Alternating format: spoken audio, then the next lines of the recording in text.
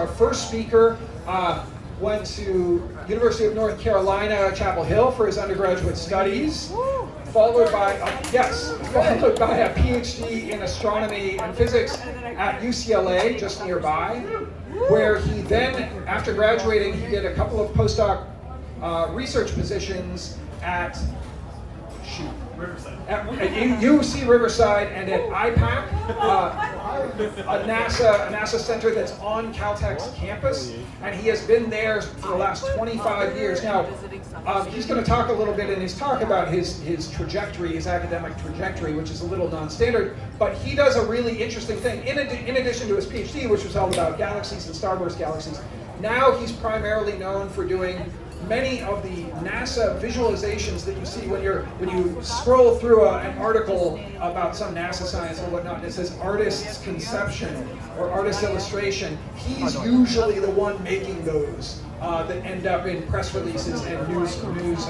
articles and such. And he's going to talk all about that tonight, and he joins us recently from giving a keynote lecture at the American Astronomical Society meeting just last week.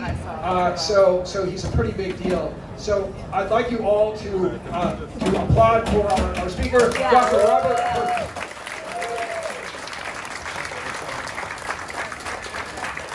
Cameron, you got me so blushy now. And I just will say, I'm not the only person who does illustrations for NASA. There are a great many other talented artists, but I do a lot of ones that come out of the West Coast. Yeah, I was telling you about that. And back. Hello, everyone. I'm glad to be here. I'm going to see if I can deliver 2/3 of the slides I did at the AAS in half the time.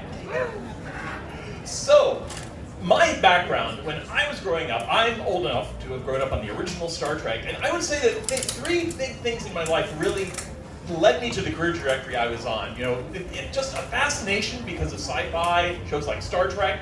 I really, by the time I got to high school, became fascinated. There was a community of astronomical artists that did space art, where an artist was actually trying to learn science so that they could show astrophysical things in a realistic way. And I started picking up an airbrush and doing that myself. And then, of course, Carl Sagan was a huge inspiration and really got me excited about the science of astronomy, and ultimately sort of led me into a career that is both traditional and non-traditional. Because I started off in undergrad, grad school. I made a couple of postdocs that were traditional steps, but from there, I actually stepped away from the academia of getting a tenure track faculty position, and I actually became part of the support science staff at IPAC. Initially, I was responsible for looking for images of the sky from the 2-micron sky survey, but I had an opportunity, because I was also an artist and I would help friends with their work, to make this very non-traditional jump over into science visualization. And I've been doing that now for over 20 years at IPAC. Initially for things like the Spitzer Space Telescope mission. Woo, Spitzer, awesome. The predecessor of the James Webb Space Telescope. Much more so than Hubble. Don't believe the lies on these goes. But I've had a chance to work with so many fascinating missions and help tell science stories through the imagery, including working with Kip back when the original LIGO announcement went out. So I was thrilled to have that chance. I'll talk about Kip a little later here too. But as I went on, initially my focus was doing data-based images, taking the data from the missions, making it into these beautiful pictures and release. But more and more, I have actually shifted that trajectory into doing science-based illustrations.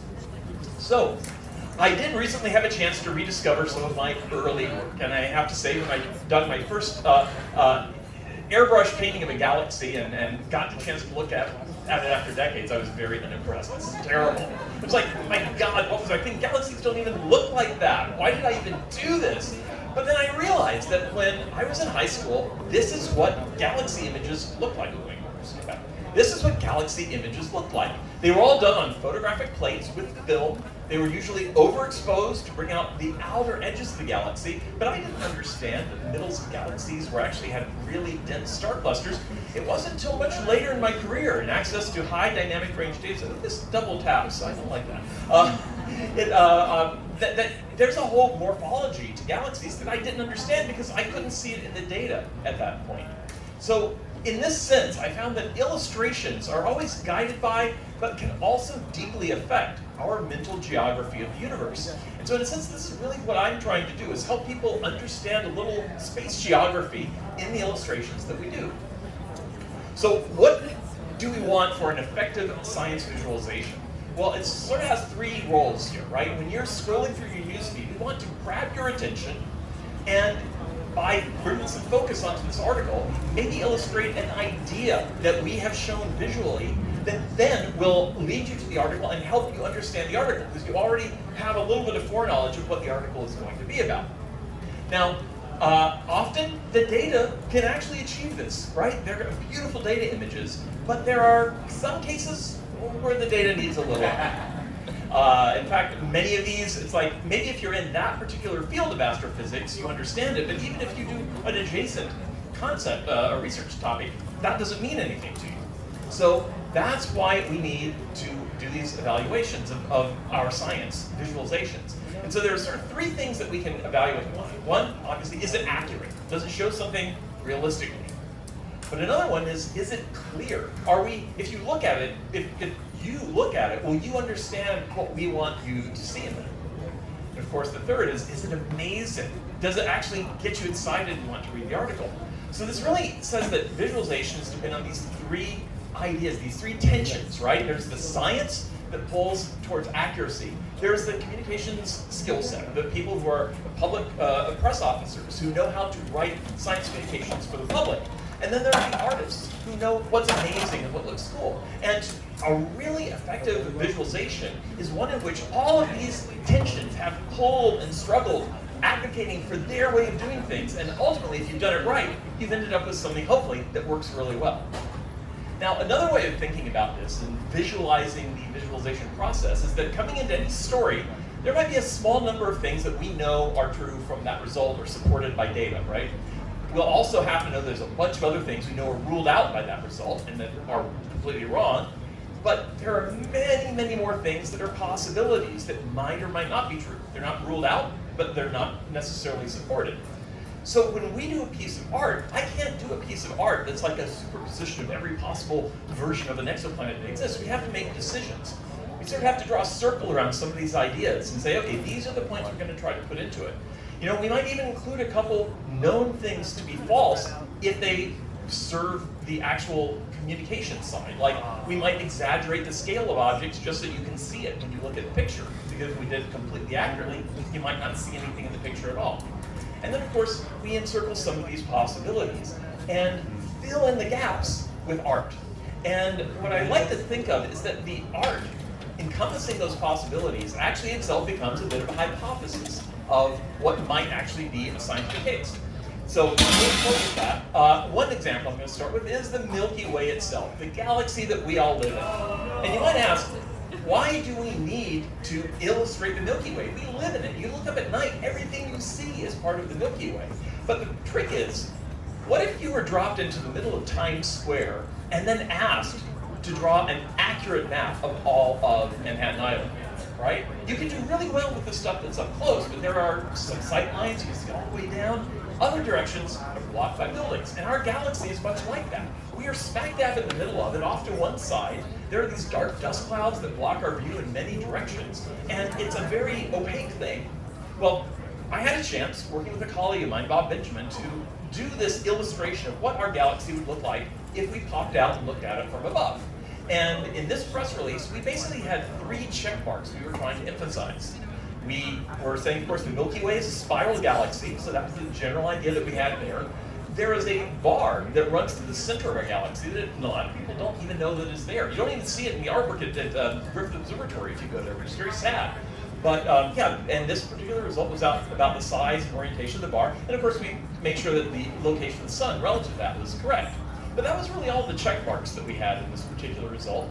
And it showed up everywhere. It was like so popular. It was on t-shirts. Sheldon wore one on Big Bang Theory. Thinking, of course, that's Big Bang Theory wrote right over there. But the problem with it is that it also overpromised what it displayed. It said mapping of spiral arms to the Milky Way. But we didn't do that homework. And I started getting emails from scientists like, oh, did you see my paper on this arm and that arm? And it's like, I'm sorry, that we didn't really factor that in. But a few years later, we had a chance to do better. And this time, Bob Benjamin actually set up a whole workshop on Milky Way structure. We gathered in data sets from many different researchers, often who don't even talk to each other in different fields. And by lining this all up, putting it together, we were able to do a much better job and construct this new version of the Milky Way. Some of you might have even seen this. It's probably my most famous piece of art. And this time we even included outlines and diagrams and names because we were trying to indicate we did the homework this time. There's much more in this that was based on data and research. Sometimes pulling in different directions, sometimes filling in regions where we had very little data, but we still knew that we wanted a complete piece of artwork, and so we filled it in with speculation and finished the hypothesis, if you will. Well, as it turns out, there are at least 3 features, 2 I've marked here, that were in our artwork that weren't discovered until after the artwork went out. In fact, one of them, that outer arm, lined up with new data, with this discovery of a new spiral arm in the galaxy, so well that my colleague Tom Stain sent me a worried email thinking like, I laid it on top of the art for the paper and it was so perfect. Did you have access to a data set? I've got a reference. I'm not the first one to find this. And I said, nope, that was just artistic symmetry and balance coming to an artistic hypothesis that happened to be verified. So when you do it right, even your art hypotheses might get confirmed. So another area we can talk about is black holes. And of course, black holes are all over pop culture. I started digging up examples from things that I grew up with and watched. But if you look at the kind of black holes in pop culture, you see they kind of fall into 3 bins. You've got your bowling balls. It's double clicking. You got your bowling balls. You got your bathtub drains, and if you're J.J. Abrams trying to do Star Trek badly, they are flat, swirling things with lots of lens flares and things coming out of them all the time. So yeah, no. But in fairness, the astronomy visualizations have actually looked much the same over the years. I've done my fair share of bowling balls. That's one of mine. I admit it. The drains. I mean, we show these space-time diagrams that are really 2-dimensional extrapolations of 3-dimensional space, but they look like a bathtub drain, even without the full explanation, unfortunately. But we've known for over 100 years now that black holes warp light in a process called gravitational lensing. So the question is, why did we not depict lensing when we did this kind of work? Well, for one thing, a lot of artists don't understand general relativity, and that's fine, because that's not their job. But if they get called in to do artwork and they are not paired up with scientists to help them understand the science side, right, they will go off on certain preconceptions.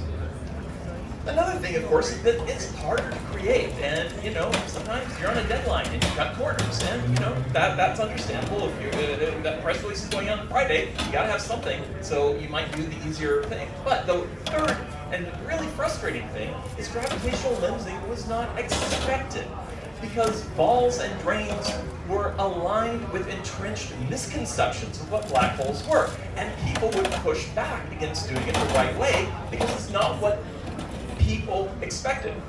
And I've run into this myself many times. We have attempted to do the proper distortions over the many years that we did artwork for the Spitzer project. And these are 2 examples of projects we did where I was advocating strongly for showing the warping, but I got tremendous pushback, like, oh, you should take that out, that'll confuse people.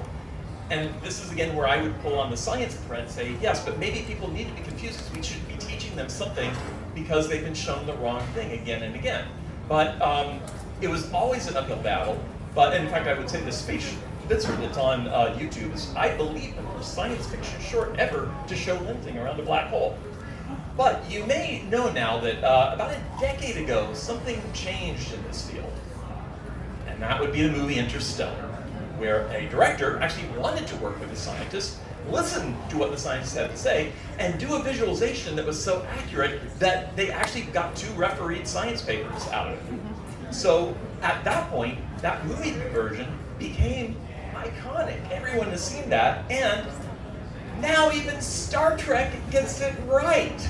Okay? I mean, if Star Trek gets the science visual thing right, how can we do any less? So I have to say, given that this massive shift in pop culture vision has changed the way people expect to see it, when it comes back to doing bowling balls, we don't want to do that anymore. Now, it turns out there are better ways of doing this, and efficient ways. I use a 3D graphics software called Blender. It's open source for you to use, and there's a huge community of space enthusiasts who've figured out all sorts of things, like how you can make a bunch of nested spheres that, when added together, give you really realistic refractions simulating gravitational lensing. And while these are not exactly correct by the equations of general relativity like interstellar was, they are actually, I tweaked the systems to be so close perceptually that I couldn't tell the difference between the actual system and the simulated system that I was working on. And so now, basically I can do this kind of thing on one computer on my desktop. So given that this is now where we stand, and that Blender black holes or any other software can come really close to the actual scientific simulations, to the old way of doing things, I say never again, right? I'm done with my bowling balls. So another one that we have done a lot of work on is exoplanets. Everyone has been excited about the thousands of worlds we found around other stars outside our solar system. And of course, the data for exoplanets is not particularly thrilling. This is a really amazing system, but it's a smudgy dot in the Spitzer data. Now, if you throw the light curve, that's amazing too, but probably if you're a scientist working on light curve data to understand how amazing that plot looks, that if you know how to read that, it is telling you a story of a system of 7 Earth-sized worlds all orbiting a single star. It is the art, however, that gets you above the fold on the New York Times, not the data plot. So this is why we do this kind of visualization, because for an exoplanet story, what will connect to you is the idea of a possibility, a hypothesis of what a newly discovered world might actually be, consistent with the data. So when I was working on this, I had an opportunity to do the artwork for the Nature cover when I was publishing the result. And I have some very analog techniques sometimes to figure out layout. I was literally throwing marbles on my carpet until I found something that I thought looked cool. And so we did this version of the system that I wanted something that was a little more artistic than the classic diagram with the green band saying this is the habitable zone. So we actually did a few things. We scattered them like they were on a tabletop. Instead of showing the habitable zone as a green band, we showed water that was in the steam form when it was too close to the star. It was frosty, too far away. In the middle, it was in a liquid format. And this also emphasized that maybe those bands where it actually is liquid is fuzzy, right? It can change. It can depend on a lot of factors, including aspects of the climate composition. So there are a lot of things, check marks we were able to put into this scientifically that you don't necessarily have to appreciate in order for it to end up on the cover of Nature. But I always loved that if there's enough underlying art, I like that to be sort of my calling card of what we do. Now, of course, there are other ways to use art to visualize things like this too, and I love the work that my colleagues do at JPL with the Exoplanet Travel Poster Series.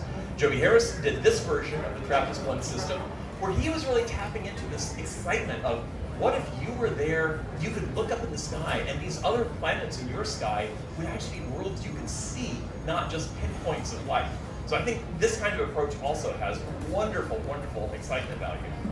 But, like I said, these are hypotheses, and hypotheses can change in new data. Because a year after that initial TRAPPIST-1 release, we had new information. Refining some ideas of what these planets might be. So I had to redo all of the artwork, and my colleague Tim Pyle and I did. And instead of being frustrating though, I think this is the fun part of what we do. When the layouts change, the art changes, and it becomes like a record of how the science understanding has evolved over time. Of course, the planet I think I've done the most changes for is 55 Cancri E. I think I've done these 5 versions of that world over the years, each time because a new science result grows focus on a different aspect of the system. And I think this is a way that we can sort of record how science evolves over time in a way that's fun and visual. Of course, Joby also had his fun doing a flight over a lava world with 55 Cancri. So, that's probably the thing that you would put on your wall in your bedroom if you wanted something magical. So another one, stellar colors.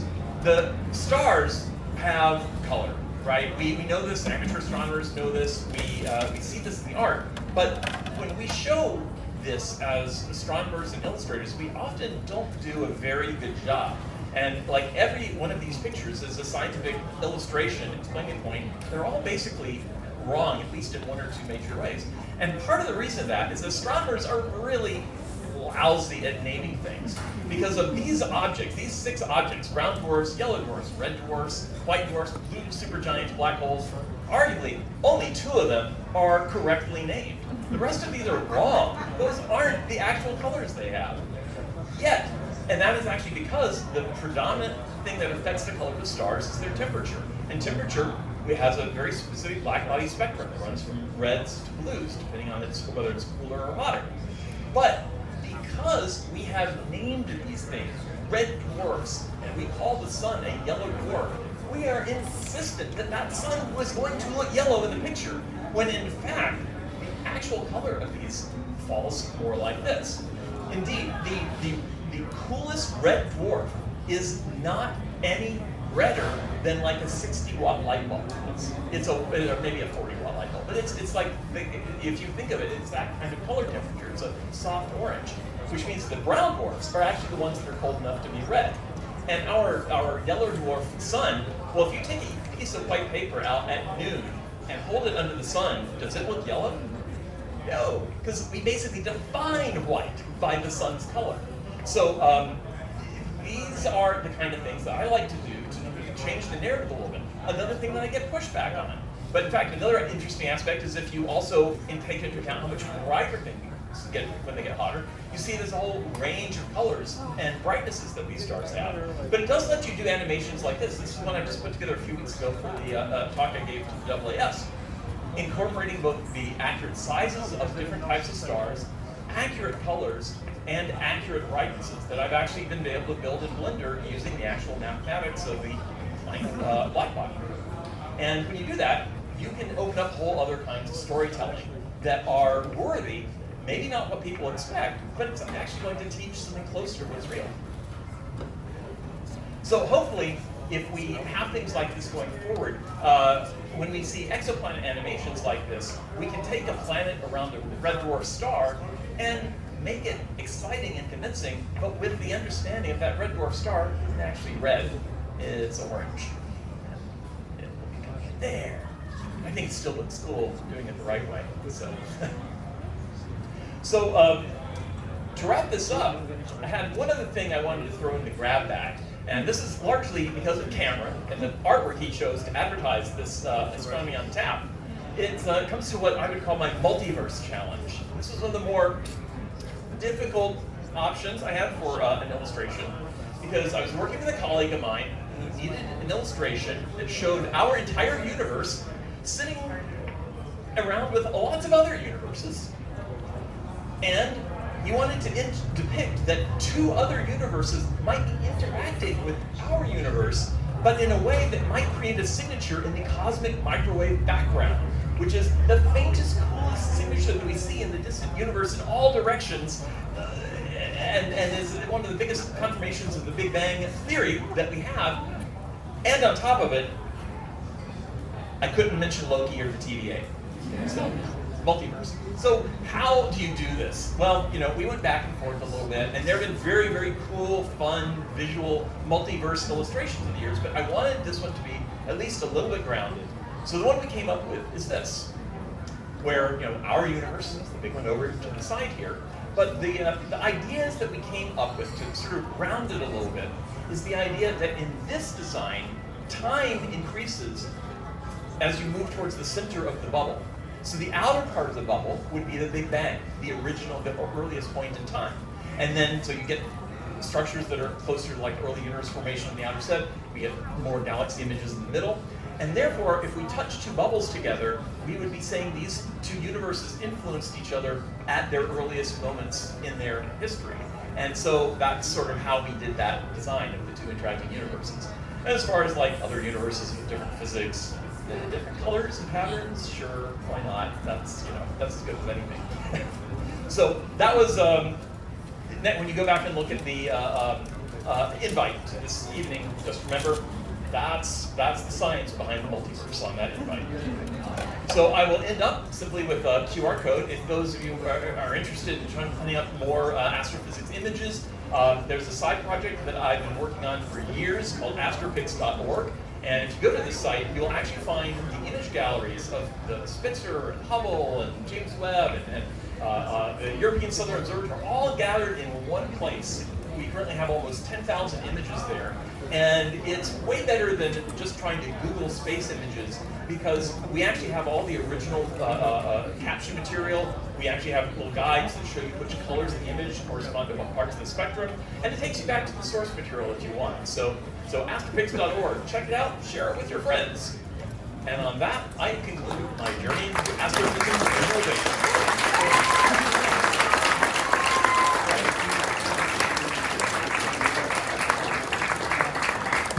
All right, we can take some questions.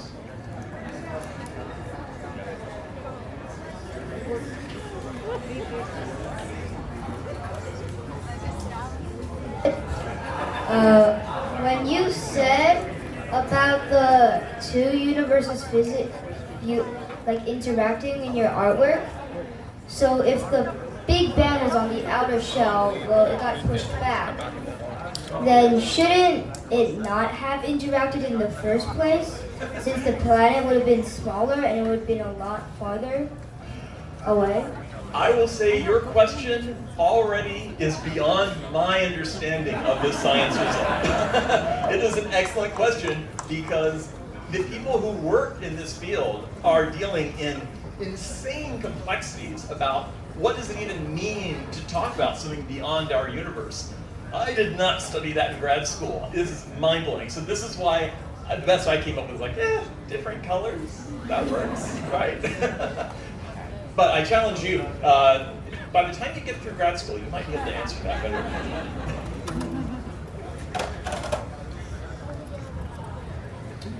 Hi, I love how the result for the black hole in Interstellar ended up not only being scientifically accurate, but in my opinion, like much more beautiful and visually stimulating than a lot of things that we have seen previously, even the fantastic versions. And I'm wondering, with the work you're doing in Blender, it seems like you're kind of doing a lot of the work that a special effects artist would have to do anyways. So I'm wondering if there's an opportunity for you to reach out to whatever's still existing in Hollywood, in that dying industry, and say, hey, how would you like to save half your time on creating special effects for these 20 shows that you have? And is that a viable alternative, and also educate a lot of the known universe through Hollywood entertainment that way? Oh boy, I could actually spend 30 minutes unpacking your ideas here. That's a very deep subject. Let me pick a few highlights though, and I will say the biggest obstacle to this is in that first word on that slide under Interstellar, which was director. None of that happens if you do not have a director on a project who thinks science is at all important to the story that they're telling in science fiction. And the sad truth of it is, there are so few directors who are engaged in science fiction work, even on shows like Star Trek, who even slightly prioritize the science. They think of the science advisor as someone who fills in the technobabble like blanks, fill in the blanks. I know, because I actually tried. I was interviewed for the science advisor position for Star Trek Next Generation when I was in grad school, and I did literally, my interview was I was given the script with like, okay, Jordy, text the tech to do the tech, and my application was, what words can I fill in to make that? And so that's what science advising is considered to be for most of Hollywood. It's a rare show like Big Bang Theory where you actually have a real science advisor involved. And even Star Trek that involves science advisors, they're generally not brought in on the creative side of the idea, not like Kip working with Chris Nolan from the beginning, before the movie was even written, right? So that's really one of the big things. And the other side of that is, who knows what's even happening if there's going to be a visual effects industry in 5 years.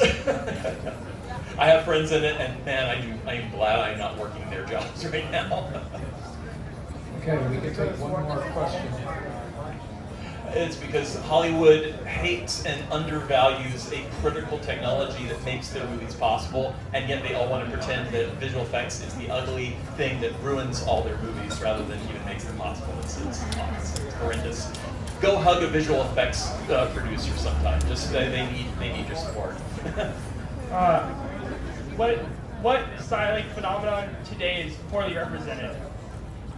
Let's see. Well, I already gave you star colors. That's a thing that that's my current tilting at windmills thing to try to get my colleagues in the science communication field to quit showing red dwarf stars as being red. But what else? What else would be a good example of something that isn't done realistically? Rather than tell you what's not done well, let me give you an answer of one thing that's done really well, just to look out for.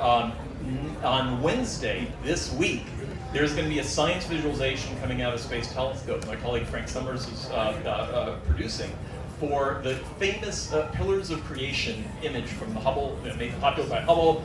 Webb has done an amazing image of that too. And I actually worked with Frank and his team on visible to infrared, trying to figure out what these two-dimensional images are in 3 dimensions. Also working with other researchers who work in that area. And that was a 9-month project just to get that one animation to try to show it accurately and meaningfully in a way that flies you through and does that. So just 2 days from now, look for the big press release on the Pillars of Creation, and at least I'll mark that as something that's been done very, very well, I think. Okay, let's thank our